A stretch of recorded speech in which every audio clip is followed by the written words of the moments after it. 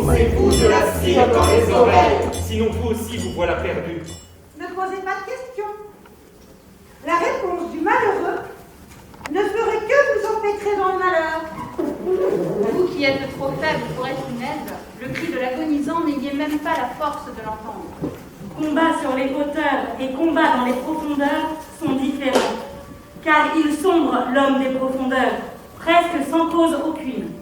Un léger coup, et le voici à terre. 7 fois 7 malheurs l'ont frappé avant qu'il vienne au monde. La première infortune venue est pour lui la dernière.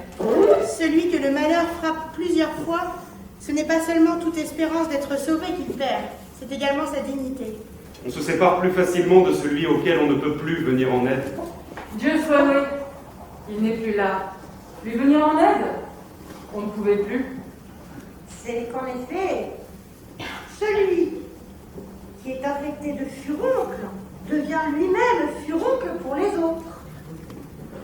Au lieu de le délivrer de ses furoncles à lui, c'est de lui qu'on se délivre. Le seul récit des faits pourrait en ébranler plus d'un et l'entraîner s'il n'est pas très solide. La pitié vide et tous doivent le savoir. Pour ceux sur qui on s'apitoie n'est d'aucune aide et ne fait qu'affaiblir les apitoyés. Et tous doivent savoir que de nos jours, une seule pensée humaine suffit pour que se rompe le sol sur lequel nous sommes tous établis.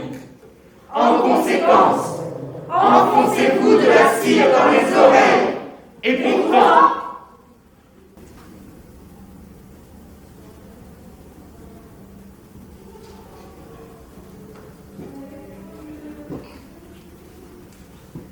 Tourner le dos est difficile.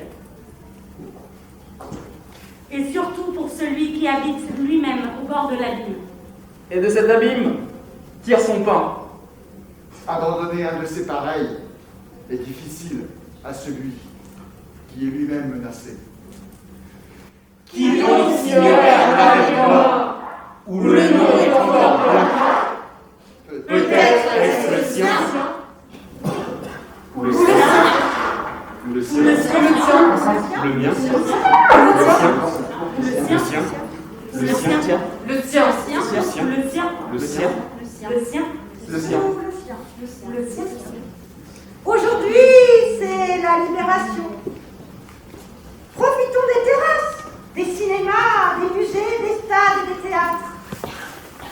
C'est un grand bonheur pour tous les amis, les camarades, les sportifs, les spectateurs et les artistes qui vont pouvoir à nouveau se retrouver dans nos lieux de convivialité et de culture.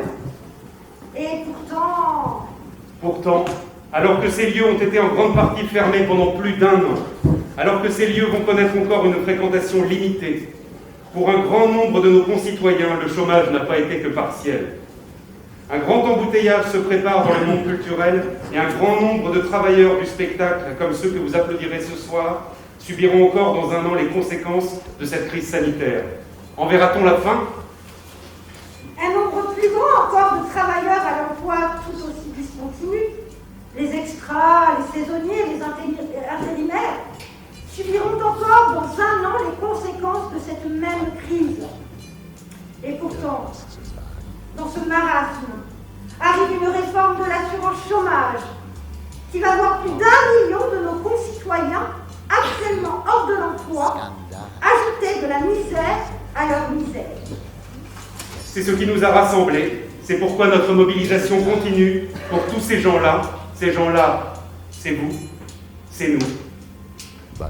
Profitez bien ce soir de votre spectacle et gardez-en la saveur. Et n'oubliez pas que notre culture et notre convivialité renaissent aujourd'hui sur un charnier. Merci.